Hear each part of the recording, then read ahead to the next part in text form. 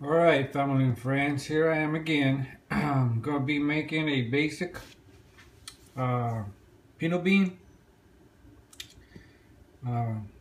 which you can turn into refried beans later once they're cooked. This is very basic. All it takes is cleaning the beans out. What I'm going to do today is once I get them cleaned up, I'm going to put them in a bowl. And I'm gonna let them soak for 2 to 3 hours. That way when I actually start cooking, they'll be done quicker. Okay, that's basic. The reason why I get them soaked is so they can cook easier and faster. Alright, here we go. Okay, so first thing I'm gonna do is I'm gonna go ahead and clean them out. Make sure there's no rocks, no dirt. A lot of times when they pack these beans, they just throw them all in there. So you gotta make sure you're not cooking rocks or any type of dirt with it. So just look them over. Alright. Look for dirt with little rocks. Put them in your bowl. And we're gonna get them rinsed. Okay, I already got them rinsed out 3 or 4 times. Make sure that any dirt that was in between the beans got washed out. That's good to do before you put them in the boiling water and cook them. So now I'm going to let them sit for about 2 to 3 hours. And you're going to see that it's going to soak up some of the water. And it's going to cook faster this way. Alrighty. Okay, so here we go. I got my water boiling. Already drained the pinto beans. I drained the water out of the pinto beans. So what I'm gonna do now, I'm gonna pour them in there. Boiling water. The only seasoning that I, Sanchez style, usually uses is salt. I'll just give it a little bit, not much, probably a teaspoon to a tablespoon of salt. Turn down the heat to about medium heat, and these beans will be ready in about 2 hours.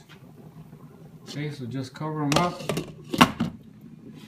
Let the aroma of the beans cooking go throughout the house. That's the best smell ever whenever you enter a Mexican house. Okay, so just give it a couple hours. Some people usually, I don't. You can add any type of seasonings, flavor, onions, jalapenos, salt, pork, to even bacon.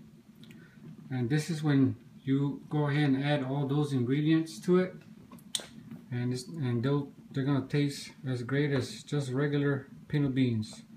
So what I'm going to do with these for dinner today is I'm going to create some refried beans. So can't wait for dinner. About a couple hours. Okay, I got my pinto beans already done. As you can see, they're nice and brown. They're soft. So I'm going to be making some refried beans now. I'm going to transfer this over to a smaller pot. If you're gonna be making refried beans, don't add too much of the juice in there. And you don't want it that watery.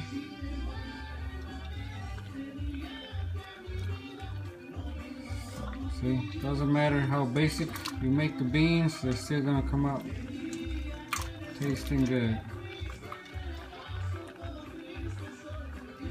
Alrighty, there you go. Bring that up to a boil.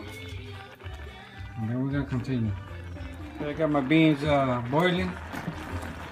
Oh man, this reminds me of when we used to add butter and some bologna with it, and some warm tortillas. That's all you needed, just beans. Okay. All right.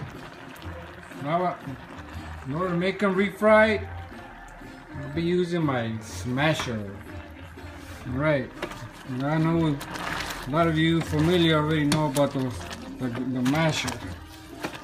So now let's get them all mashed up.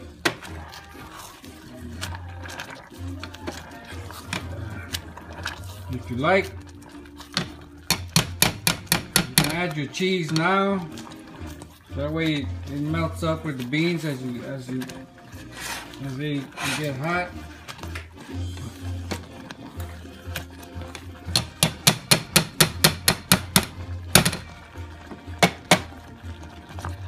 Just keep smashing them until you don't see any more of the big pinto beans in here. I know back in the day they used to add lard to this to make them taste better, but you know, lard is not good for the heart, especially mine. There you go. Get the cheese ready.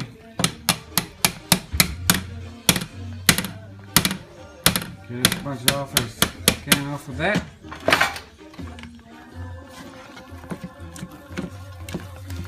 There's the refried beans. All you need now is the cheese. Alright, familia. Next time I'm ready to serve and eat dinner.